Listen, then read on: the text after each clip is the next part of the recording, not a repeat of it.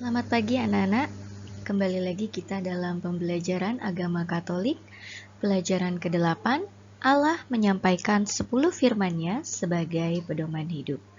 Sebelum kita memulai pelajaran hari ini, kita berdoa bersama terlebih dahulu ya. Mari kita berdoa dalam nama Bapa dan Putra dan Roh Kudus. Amin.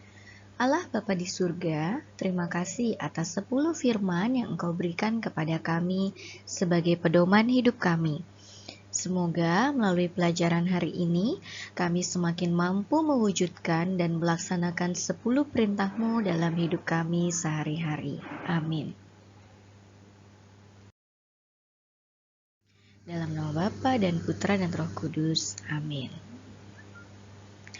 Nah, anak-anak, tujuan pembelajaran kita hari ini yang pertama kita akan belajar memahami dan menjelaskan makna 10 perintah Allah yang disampaikan melalui Musa kepada umat Israel. Kemudian kita juga akan belajar mengimani 10 perintah Allah sebagai pedoman hidup yang selalu relevan dalam setiap zaman. Serta kita juga akan belajar memahami bahwa manusia membutuhkan peraturan untuk menjamin kehidupan bersama berjalan dengan baik.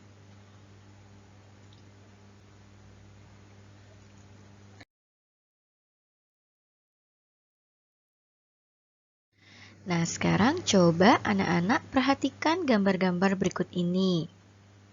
Nah, kira-kira gambar ini gambar orang yang menunjukkan orang yang melanggar lalu lintas atau orang yang taat pada lalu lintas ya?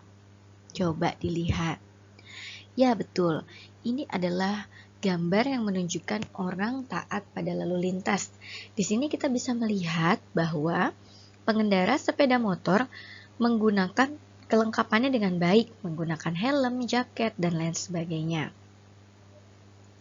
Nah, ini juga kita lihat, ada anak sedang menyeberang jalan di zebra cross.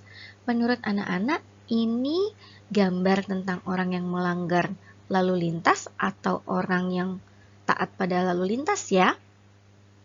Ya betul anak-anak, ini adalah gambar orang yang taat pada rambu lalu lintas. Berikutnya lagi kita lihat gambarnya.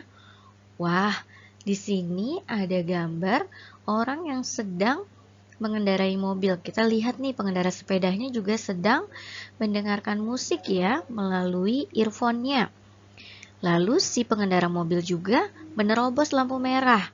Nah, menurut kalian gambar ini menggambarkan tentang orang yang taat atau yang melanggar ya? Ya betul sekali, ini adalah gambaran orang yang melanggar rambu lalu lintas. Nah, berikutnya kita lihat lagi. Gambar ini adalah gambar orang-orang yang sedang berada di lampu lalu lintas. Lalu mereka banyak yang berhenti setelah jalur zebra cross. Nah, apakah ini mencerminkan atau menggambarkan orang yang taat pada rambu lalu lintas?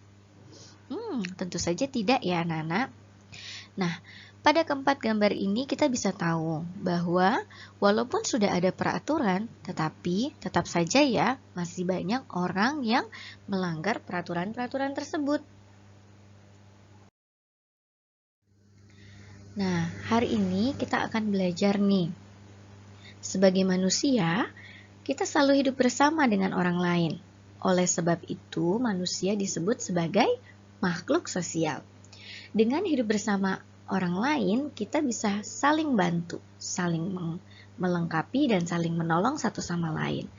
Tetapi tidak juga menutup kemungkinan akan terjadi ketidakharmonisan, seperti perselisihan, pertengkaran yang terjadi satu sama lain. Oleh sebab itu, dalam hidup bermasyarakat, kita butuh pemimpin dan aturan yang dapat membuat kehidupan antar sesama manusia menjadi selaras dan harmonis. Nah, aturan. Apakah itu aturan? Nah, aturan adalah sesuatu yang dibuat untuk mengatur hidup orang lain. Tujuannya apa sih dibuat aturan? Ya, tujuannya untuk mengatur dan menjaga ketertiban hidup bersama.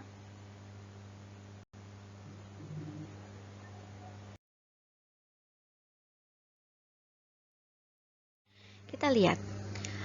Seperti pada gambar tadi, walaupun sudah ada aturan, tetap saja ya ada yang melanggar. Lalu, apa akibatnya kalau kita melanggar peraturan? Nah, tentu saja akan ada hukuman atau sanksi. Lalu, di mana saja anak-anak terdapat aturan? Aturan terdapat di rumah, terdapat juga di sekolah, dan terdapat di masyarakat.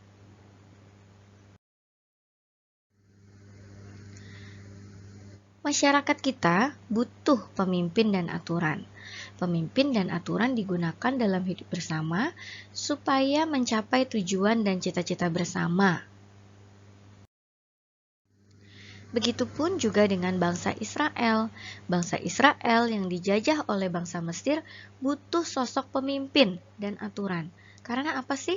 Bangsa Israel ini memang hidupnya suka mengeluh, suka bersungut-sungut, tetapi mereka juga ingin terbebas dari perbudakan bangsa Mesir. Nah, akhirnya karena apa? Pemimpin untuk bangsa Israel adalah wujud pendampingan Allah untuk menuntun mereka ke tanah terjanji. Nah, janji Allah pada bangsa Israel apa saja? Yang pertama, membawa keluar dari tanah Mesir. Yang kedua, menyertai selama di padang gurun. Dan menyertai sampai tanah terjanji atau tanah Kanaan. Oleh sebab itu, Allah mengirimkan Musa sebagai pemimpin bangsa Israel. Melalui Musa inilah Allah memberikan 10 perintahnya kepada bangsa Israel. Musa menerima 10 perintah Allah di Gunung Sinai. Lalu pertanyaan berikutnya, mengapa bangsa Israel harus diberikan 10 perintah Allah? Ya, supaya mereka dapat hidup teratur dan mereka bisa sampai ke tanah yang telah dijanjikan oleh Tuhan.